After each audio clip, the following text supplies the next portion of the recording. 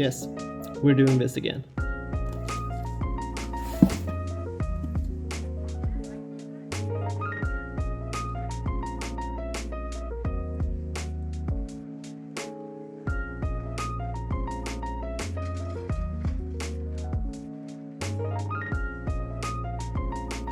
First of all, thanks so much for clicking on this video, and let's get into the books that I read in February 2021. If you've been following this series of mine where I go through my monthly reads, you would know that I am in the middle of a SpiderMan Marathon, running all the way back to 1963, all the way up now to the later Dan Slott era.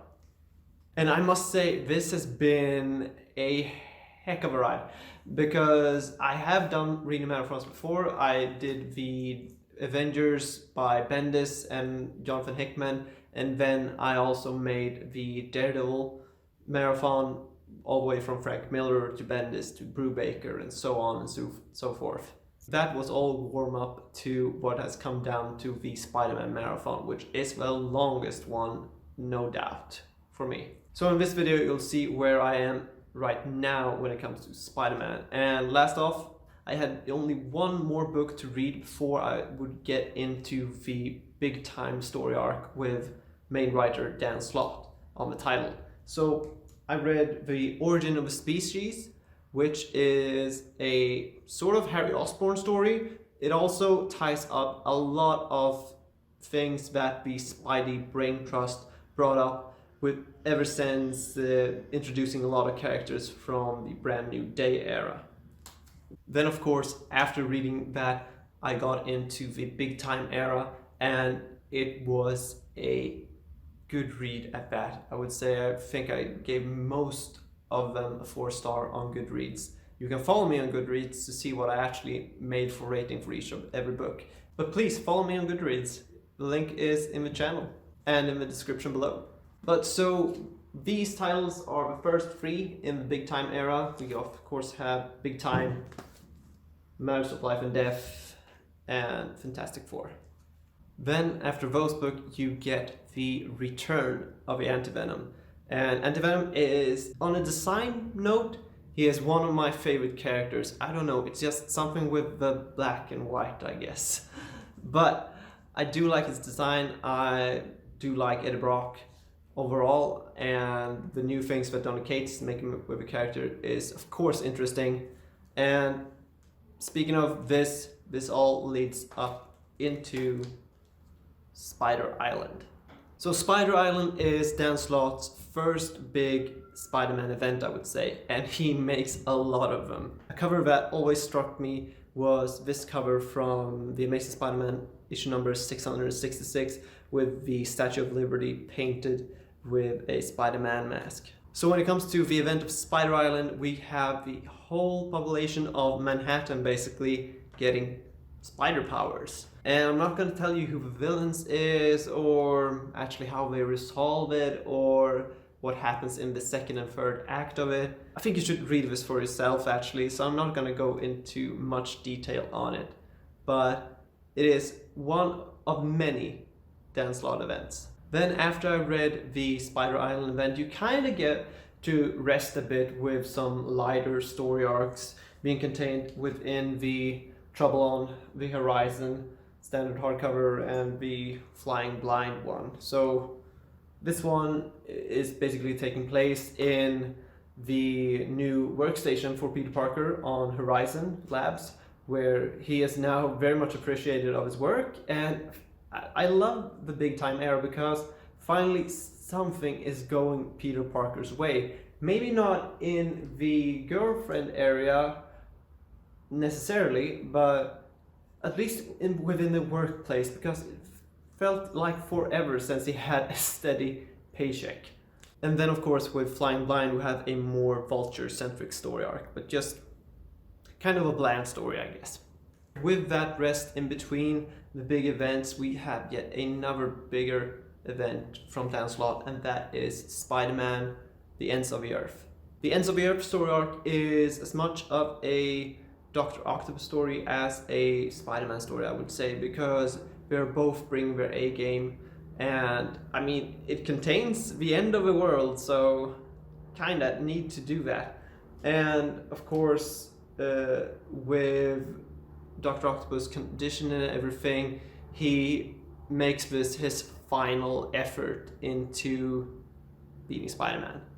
Then we have some smaller hardcovers again, which contains the Lizard, No Turning Back, and it's a solid Lizard story, I would say. You get Morbius involved within this one as well, and trying to fix his character and everything, and they actually do to some extent, but I really do like when they involve him again within the Superior Spider-Man for a brief moment.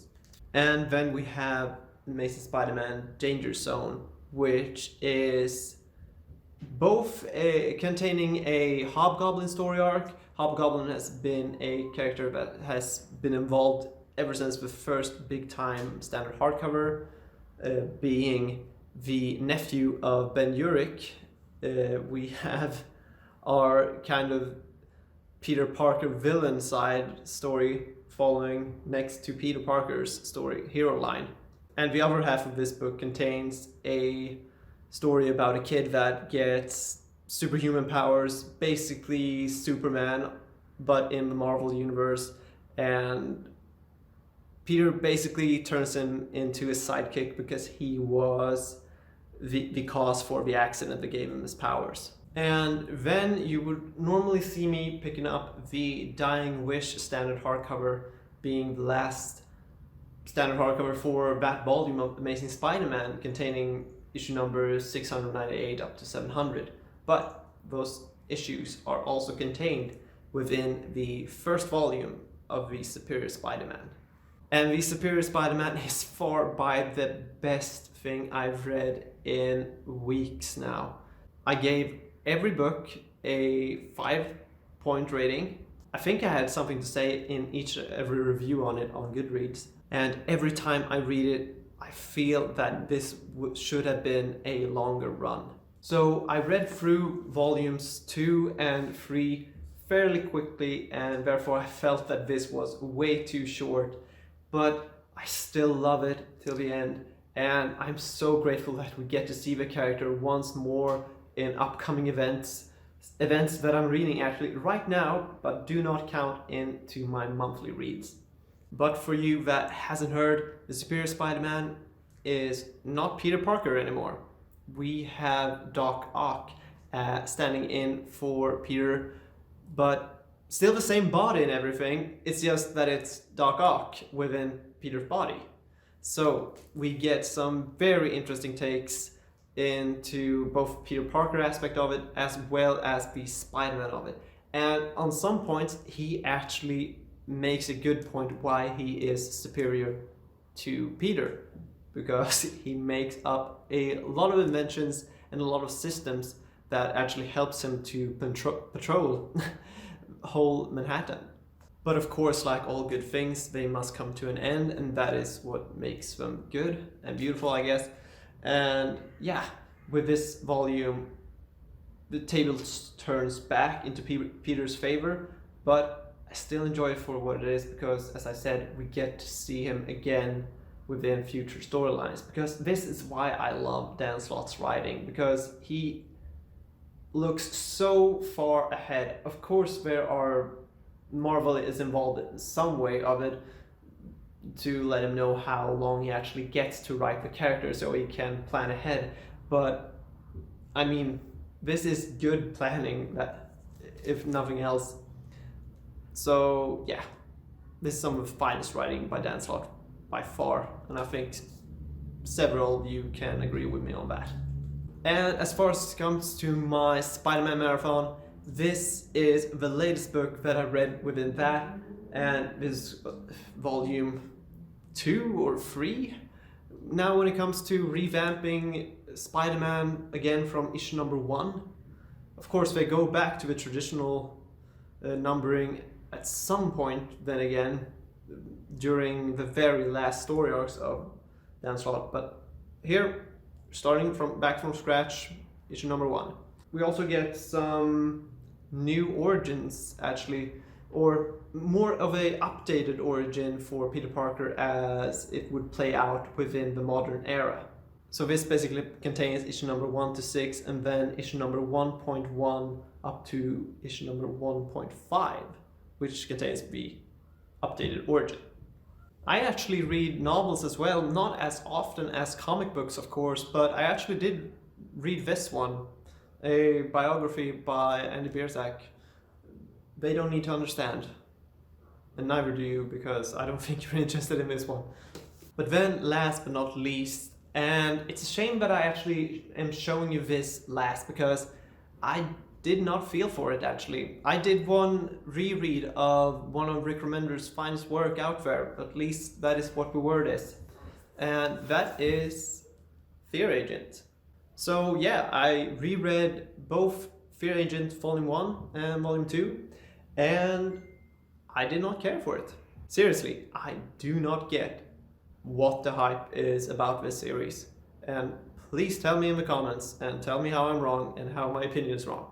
I guess I know why I did not care for it as much. Most often when it comes to Rick Remender's books and his characters within them, they're most often about broken people in some manner or form. I mean, in Black Science we had I think the main character's name was Grant, and he was basically cheating on his wife, and it was terrible to his children for a part. And I mean, damaged people in some sort of way, and of course that makes them interesting, but I mean, they're really terrible people sometimes that he writes about.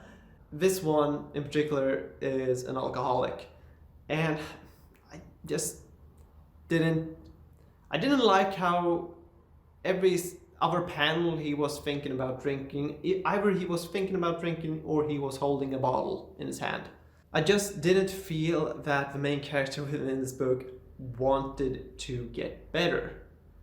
And if I'm just taking away the equation of talking about the main character itself, I did not follow the story that well. And I claim to understand DC's Final Crisis, but I did not get along with this one as much. So maybe it was my lack of effort because I didn't connect to the character, so then I didn't want to follow the story all along. Actually, I did not finish reading this one. I skipped the anthology issues that takes place in between two main story arcs, and the anthology issues are not written by Rick Remender, so I skipped those.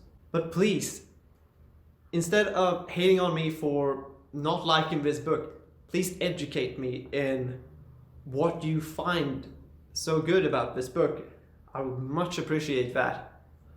So that's a great high note to end this monthly review on, right? But hey, that's at least 18 something books read this month, and I'm very happy with that. And I think I'm not going to be able to read as much books in the coming month because it actually helped with a lot of those Spider-Man hardcovers being just 4 or 5 issue each. So that makes up for a very good pace when it comes to reading all of those books. But then again, it shouldn't matter how much you read as long as you enjoy what you're reading. And taking Fear Agent to the side, I enjoyed most of my monthly reads this month. So I hope you liked this video on my monthly reads. You can follow me on GoodReads. If you dare call me a liar and say that there's no way that I have time to read all of these books in 1 month, go and follow me on GoodReads and see my progress there. And if not that, you can always subscribe to the channel to see my progress in here. So please give a like to the video, subscribe, and comment down below, and hopefully see you in the next one. Bye bye.